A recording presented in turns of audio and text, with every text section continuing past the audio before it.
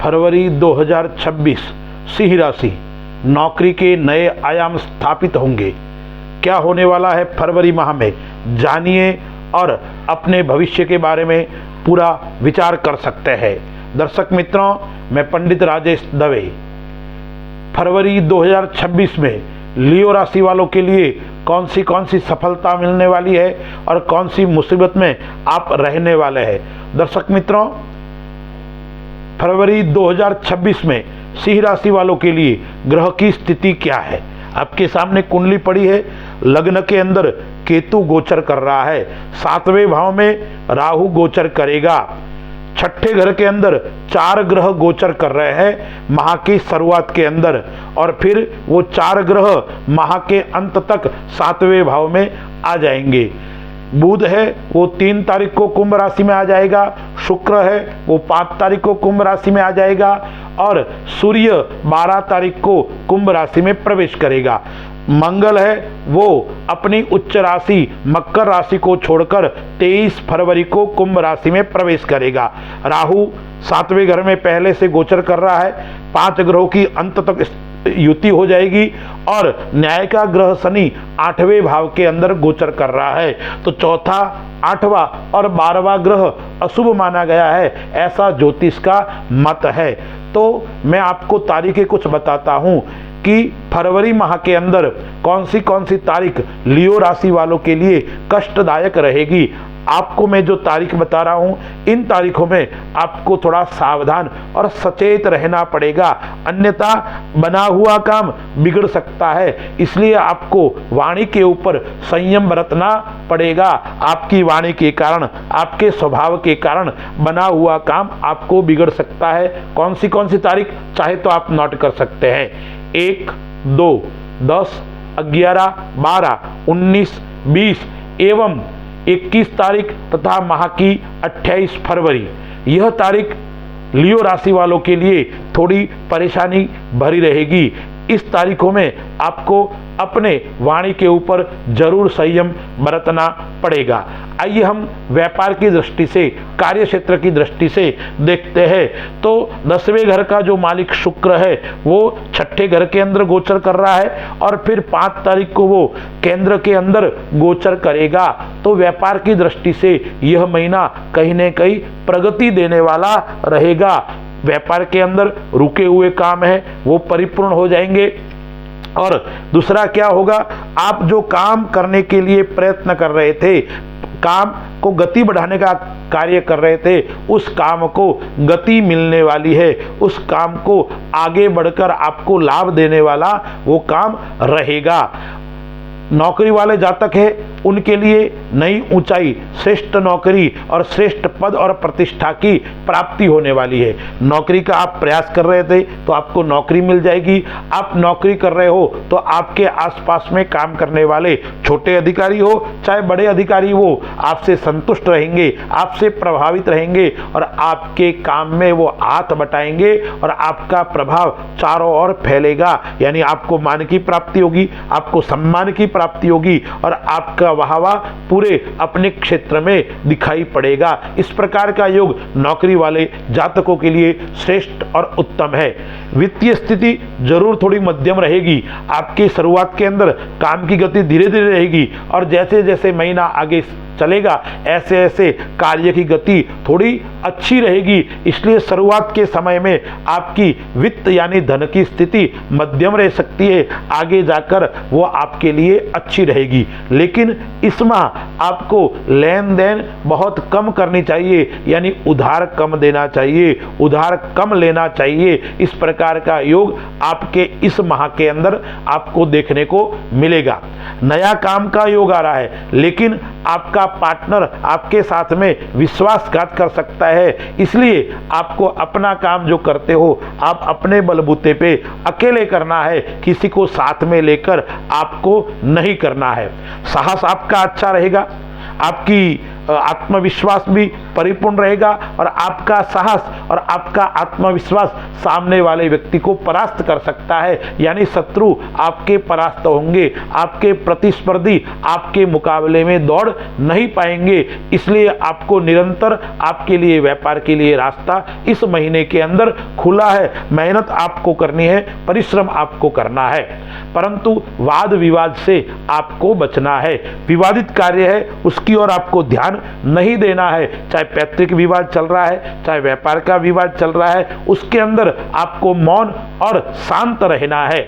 यात्रा योग कैसा रहेगा? इस माह आपके लिए यात्रा योग मध्यम है, परंतु यदि पूर्व दिशा की एवं उत्तर दिशा की यात्रा आप करते हो तो आपके लिए अच्छा और श्रेष्ठ रहने वाला है। परिवार की दृष्टि से कैसा रहेगा? परिवार की दृष्टि से 7वें घर के अंदर राहु गोचर कर रहा है, तो जीवन साथी के साथ में मतभेद उत्पन्न हो सकते हैं, अहंकार टकरा सकता है, आपस में दोनों का ईगो टकरा सकता है। इसलिए आपको मैंने पहले भी बताया, आपको अपने वाणी के ऊपर थोड़ा संयम बरतना है, इसलिए अहंकार नहीं करना है। अहंकार करोगे तो मतभेद उत्पन्न हो सकते हैं। वही बात आपके पिता के साथ में और आपके माता के साथ में भी घटित हो सकती है। यानी लियो राशि वाले जातकों को परिवार के अंदर अहंकार दूर रखना है। परिवार के अंदर अहंकार रखोगे तो टकराव, मतभेद की स्थिति घर के अंदर उत्पन्न हो सकती है और वो आगे जाकर आपके लिए थोड़ी नुकसानदायक हो सकती है। अब हम संतान की दृष्टि से देखते हैं, तो संतान की दृष्टि से संतान भाव का जो स्वामी गुरु है वो कहाँ बैठा हुआ है? लाभ भाव के अंदर बैठा हुआ है और गुरु की दृष्टि 5वें घर के ऊपर पड़ रही है। तो सिंह राशि वाले जातकों को संतान से लाभ होने वाला है। संतान आपके कहे अनुसार चलेगा। संतान का विवाह नहीं हो रहा है तो संतान का विवाह भी होने का योग इस फरवरी माह के अंदर आ रहा है। या आपके स्वयं के संतान नहीं है तो संतान सुख की प्राप्ति इस माह के अंदर होने वाली है। लियो राशि वाले जातकों के लिए संतान चाहे पुत्र हो चाहे पुत्री हो, उनसे लाभ और श्रेष्ठ फल की प्राप्ति होने वाली है। अब हम विचार करते हैं विद्यार्थी, शिक्षा जगत से जुड़े हुए व्यक्तियों के लिए। शिक्षा जगत से जुड़े हुए व्यक्ति है उनके लिए यह समय मिश्रित फल देने वाला रहेगा।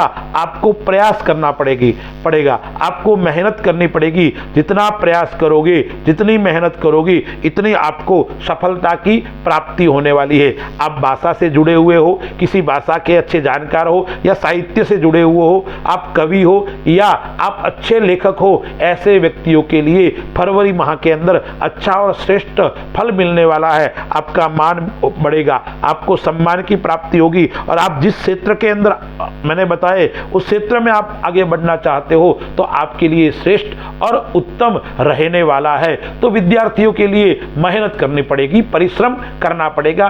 समय खराब नहीं है तो बहुत श्रेष्ठ नहीं है, लेकिन यदि आप आर्ट्स के स्टूडेंट हो तो आपके लिए विशेष फलदायी यह समय रहेगा। कॉमर्स के विद्यार्थी है उनके लिए इतना उत्तम यह समय नहीं रहेगा। अब हम स्वास्थ्य की दृष्टि से देखते हैं तो आपका स्वयं का स्वास्थ्य एवं जीवन साथी का स्वास्थ्य नरम गरम देखने को मिलेगा। उसके अंदर सर्वप्रथम आपकी जो पुरानी बीमारी है वो पुरानी बीमारी उत्पन्न हो सकती है और आपको परेशानी के अंदर डाल सकती है, या पाचन तंत्र आपका बिगड़ सकता है, पेट संबंधी रोग आपको परेशान कर सकता है। दूसरा, जॉइंट पेन, घुटनों का दर्द, कमर का दर्द, उस प्रकार के जॉइंट पेन की शिकायत भी इस माह के अंदर आपको देखने को मिलेगी। अब हम विचार करते हैं कौन से क्षेत्र से आपको निवेश करना चाहिए या सावधानी रखनी चाहिए।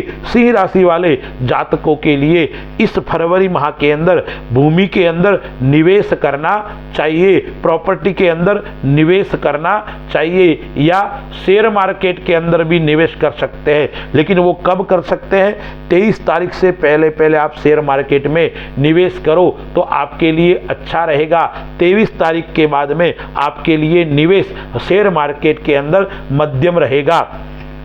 धातु के अंदर आप निवेश करो तो सावधानी पूर्वक करो, ज़्यादा लाभ का योग धातु के अंदर आपको इस माह के अंदर नहीं आ रहा है। दूसरा, आपको इस माह के अंदर न किसी को पैसे उधार देने हैं और न किसी से पैसे उधार लेने हैं, उस बात का विशेष ध्यान रखना पड़ेगा। आइए अब हम विचार करते हैं उपाय के ऊपर। सिंह राशि वालों के लिए फरवरी के अंदर कौन सा उपाय करना चाहिए। सर्वप्रथम आपको शनि को मजबूत बनाना है, क्योंकि शनि आपका शत्रु है और आपके शनि की पनौती चल रही है और शनि आपके 8वें घर के अंदर बैठा हुआ है। तो आपको अपने इष्ट देवता पूजन करना है और प्रत्येक शनिवार को हनुमान जी के मंदिर में जाकर आपको हनुमान चालीसा या संकट मोचन का पाठ करना है। शनिवार के दिन शनि मंदिर में जाकर तीली के तेल का दीपक करना है। यह करने से आपके शनि का जो पनौती चल रही है उसका प्रभाव आपके ऊपर कम रहेगा, शनि आपके ऊपर हावी नहीं रहेगा। अब शनि 8वें घर के अंदर बैठा हुआ है तो आपको क्या नुकसान कर सकता है, आकस्मिक धन की हानि कर सकता है। इसलिए आपको सोच विचार कर कहीं निवेश करना है, आकस्मिक धन की हानि न हो उस बात का आपको विशेष चिंतन करना पड़ेगा। ससुराल पक्ष से थोड़े मनमुटाव बढ़ सकते हैं, आकस्मिक धन के अंदर हानि हो सकती है, उस बात का आपको विशेष ध्यान रखना पड़ेगा। दूसरा, आपका विचार सकारात्मकता वाला होना चाहिए। इस माह के अंदर नकारात्मकता वातावरण से आपको दूर रहना है, अन्यथा आपको गुस्सा आएगा, आपके मन के अंदर उग्रता आएगी और आप सामने वाले व्यक्ति को न बोलने वाली बात भी बोल सकते हो। इस बात का विशेष ख्याल रखना पड़ेगा। दूसरा उपाय क्या करना है, आपको भगवान भोलेनाथ के मंदिर में जाकर आपको रक्त चंदन से भगवान का अर्चन, यानी रक्त चंदन से भगवान को त्रिपुण आदि करना है और लाल गुलाब के पुष्प की माला भगवान शिव को आपको अर्पण करनी है और ओम घृणी सूर्याय नमः इस मंत्र का आपको प्रतिदिन जाप करना चाहिए और सूर्य भगवान को जल अर्पण करना चाहिए। अस्तु। जय श्री राम।